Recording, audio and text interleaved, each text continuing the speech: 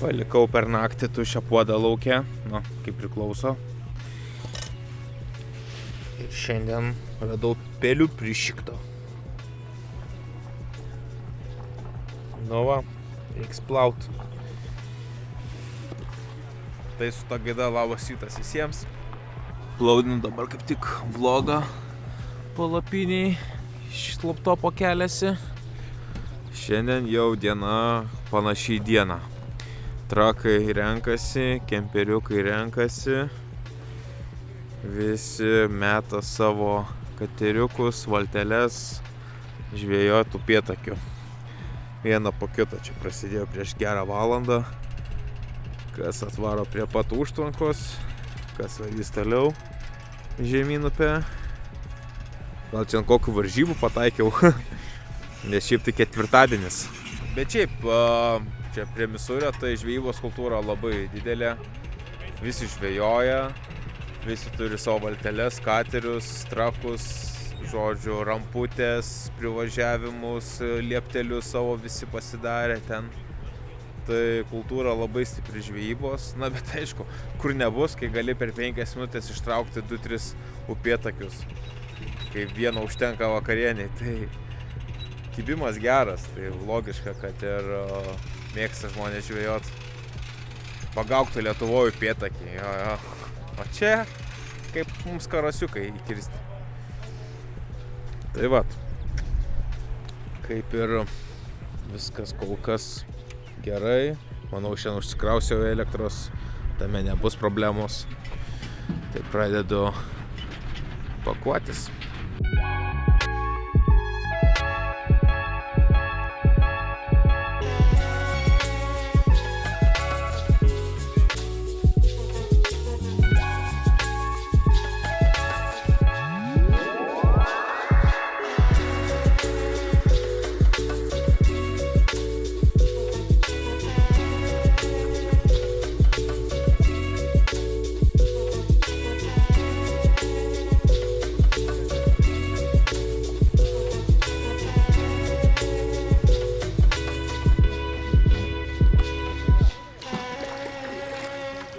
Good luck, guys.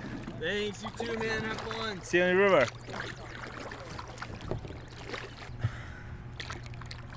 Tai kas prišėko į puodą? Pelytės. Amerikoniškos pelytės. Tai ką, papusryčiavau 11 valandų. Galėjau ir anksčiau, bet šiaip su porelė čia tokiu vietiniu. Ne vietiniu, šiaip iš tiesų susikalbėjom, apsišnekėjom. Tai įdomių tokių istorijų pasidalino. Ir šiaip, visi šitie valtelės, visi traileriai ir kurie čia įsileidžia į vandenį, tai beveik visi jie yra gidai. Ir tai vyksta kaip ir čia toksai, populiarus dalykas, tai kad yra gidas su savo valtimi. Ir tas gidas dažniausiai pasiema tik tais 2 klientus į valtį, daugiau ir netelpa, 2 kėdės klientams. Ir plaukia žemyn upe. Jokių variklių, tik tais 2 irklai, mažas inkariukas ir visi museliauja. Taip kaip dabar čia. Ir visi museliauja, tai sakau, kiek čia šita pramogėlė kainuoja. Sakau, grubiai, vidutiniškai. Taip sako kažkas apie 700 eurų 2 žmonėm, visa diena, žemyn upe. Ir kažkur yra sustojimo taškas, tada paima klientus ir atveža atgal čia į aikštelę.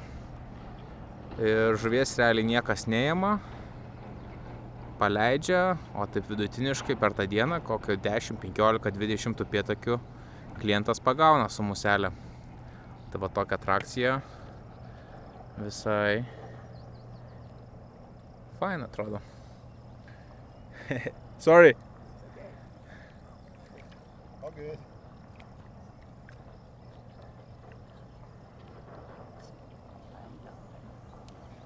Nice boat.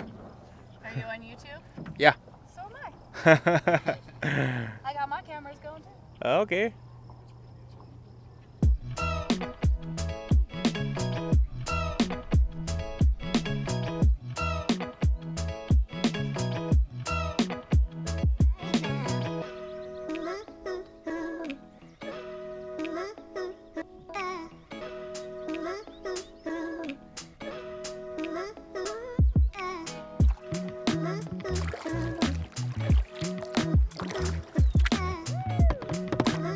porelė, su kuriai šnekėjau. Any catch? One catch? Yeah. Okay.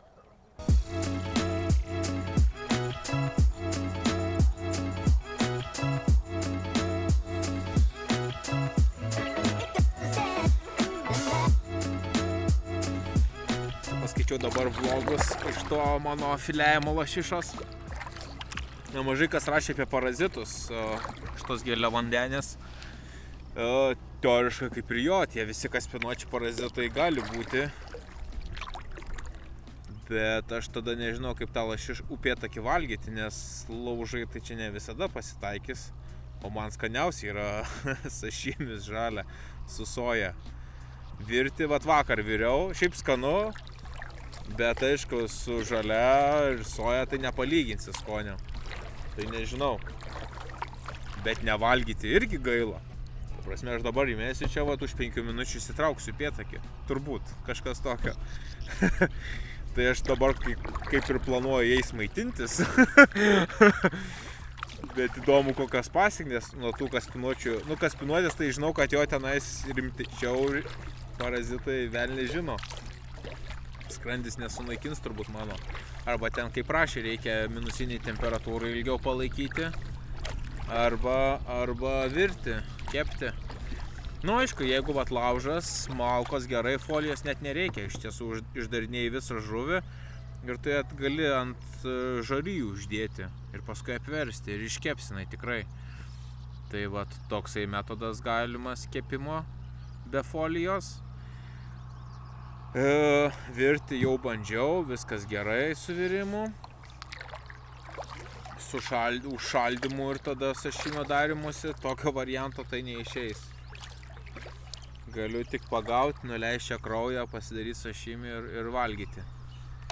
Tai, aišku, kaip ten kažkas rašė, kad kuo šaltesnė temperatūra, tuo kaip ir mažiau šansų, kad su parazitais bus. Bet dabar Misuris nėra labai šiltas. Ne arbatėlė tikrai. Bet kaip dėl šito apsisaugoti, aš kaip ir neturiu variantų. Tai gal tiesiog tikėtis, kad nepasigausiu kaspinuočių. Na, arba kiekvieną vakarą bandyti taikyti tokią stovyklavietę, kur galėčiau užsikurti laužą, kur kažkiek tų malkelių būtų išmesta į krantą. Tada galiu keptis. Bet vis tiek ne taip skanu. Nu, bet nežinau. Kvestionuotinas klausimas. Ar dėl tų jūros šukučių, kurie čia rašė, tai ten mano tryda buvo ne dėl jūros šukučių iš tiesų. Nes, nu kaip yra tas momentas, jeigu tau bloga, negera ir pažiūri tą maistą ir jauti tą dalyką, tai vadinasi, nu kaip ir nuo to maisto tas įvyko. Bet man kai susisuko skrandis, ten bus nuo empanados, kur turbūt kažkas su mėsa buvo ne to. Na ir tada jau man susuko. Ir tada atsimenu, kitą dieną likusią pusę empanados suvalgiau ir iš viso ten ant tualeto atsisėdau. Nu ne ant tualeto, dykumos, ant smėlio. O šukutės tai ne, čia aš mielai būčiau ten ant tūliko sėdėdamas toliau tą šukutės valgyt. Tai ne tas čia momentas buvo. Ten kažkas buvo su ta mėsa ir tais riebalais. Taip kad vienintelį kartą, kada buvo jūros gėrybės pamaišę, tai kai Tadas nusivedė į tenais Katmandų prabangų restoraniuką. Nu ir tada viskas, jau po Everesto 3 dienom ant tūliko. Su krevetėm ten aš papuoliau. Bet visom kitom jūro gėrybėm kol kas kaip ir viskas gerai man sekasi.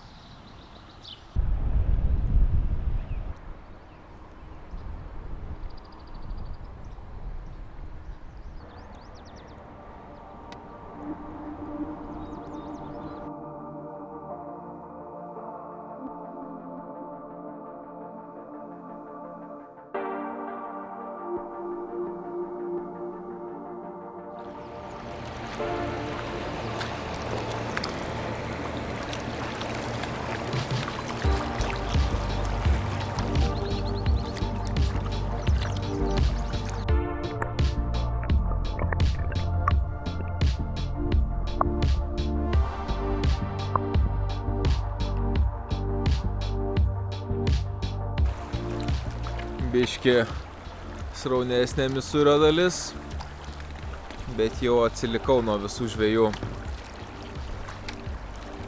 Faina šiandienelė, visi žvejoja, nemažai kas pagavo, aš irgi kabinau, bet prisitraukiau ir pabėgo, bet tokias jau neblogas, kilograminis buvo upėtakis. Sakau, nu va, pabėgo vakarienė. Tai jo, šiandien velniškai daug valtelių, su visom reikėjo taip manevruoti. Gal dar kokią vieną kitą praplauksiu, bet dabar čia buvo tokių keletą slenkščių jau su tokiu aštresniu vandeniu ir jau turbūt mažiau kažinais plaukia. Dar 360 pasibandžiau čionais tokį montažą, kadangi ten pas mane gale prisimontuoja, tai aš galiu tą lazdą vis minus pavarijuoti. Irklo nekabina, man tinka, tai visai įdomus rakursas. Jo, bet jau jaučiasi, kad truputį iš kalnų iškeliauju. Dar yra va tokių, bet jau daugiau atviresnių vietų, daugiau laukimių, ne tik statų šlaitai. Čia turbūt jų finišas. O čia visi būriuojasi, renkasi, traukiasi valtis.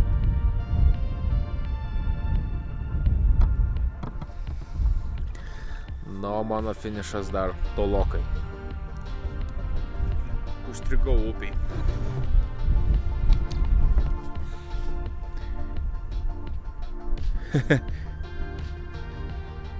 Va, gražiai teka.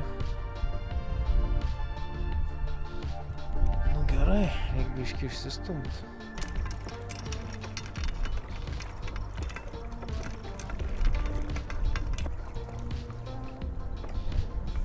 Nu jau čia išplauks.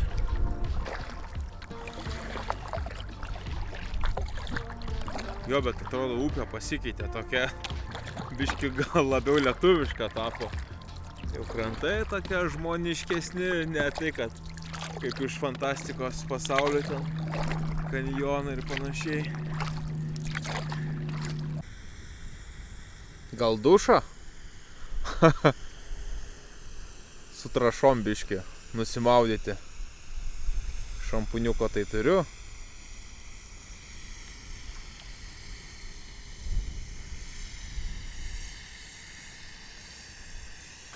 Arba tiesiog laisto, bet turbūt kad tręši.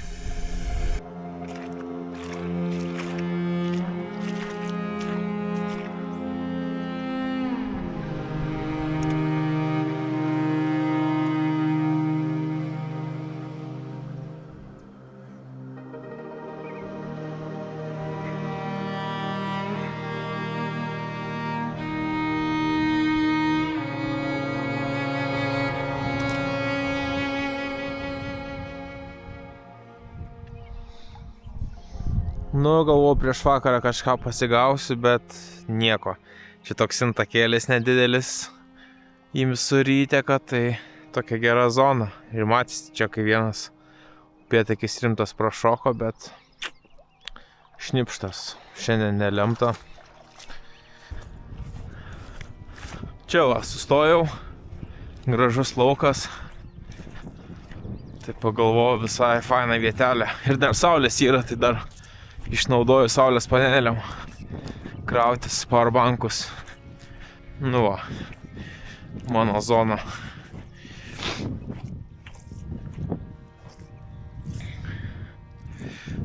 Droną džiovinu.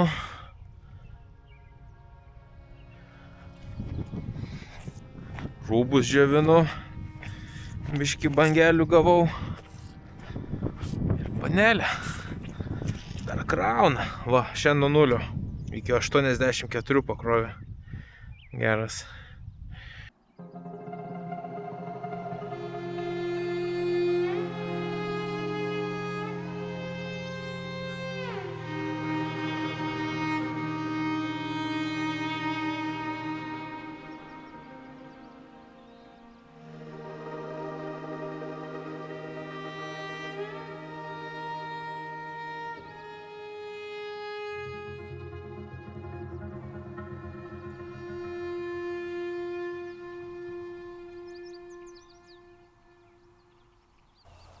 Stebiu gyvūnijos pasaulį. Ramiai stoviu prie upės. Žiūriu, ten vienas bebras, ten kitas bebras, o ten sternaitė kažkokia. Tada tu supranti, kad tu čia esi svečias, ne gamta. Sunkiai matos tolokai čia upėtakiai šokinėja, bet nieko nepavyko patraukti. Gal rytoj. Galvojau, gal šiandien likti čianais, tiksliau rytoj kaip laisvadienį. Faina vieta, pailsėti biškį. Nes šiandien kaip ir 7 diena irklavimo savaitė. Šiandien 11, tai 5, 6, 7, 8, 9, 10, 11. Jo, šiandien užbaigiau savaitę irklavimo. Kilometražą reikėtų šiaip susumuoti. Per appsą tik tais dedu. Jums realiai paspaudus tą nuorodą mano trekerio, kuri yra vlogo aprašyme, kampe turėtų būti kažkoksai view all, žiūrėti visus. Tada tą paspaudus matysit visą mano kreivę, kaip aš judėjau nuo Three Forks. Nuo pat pradžių. Ir jo, tai vad galvoju gal rytoj laisvadienį, bet iki pusdienio okei, o paskui lietutis.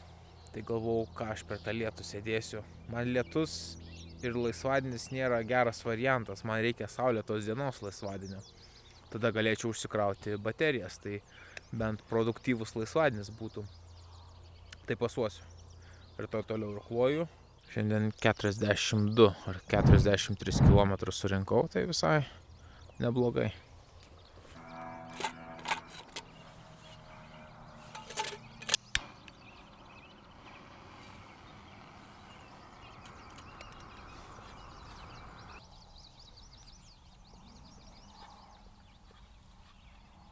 Labai greit vėsta, iškart tokia drėgmė krenta, baigiu valgyt, jaučiu lysiu po lapinę. Tai jo, šiandien turbūt parodžiu, ką norėjau parodyti, tai sutiksim rytoj. Ačiū, kad prenumeruojat. Ciao bambino.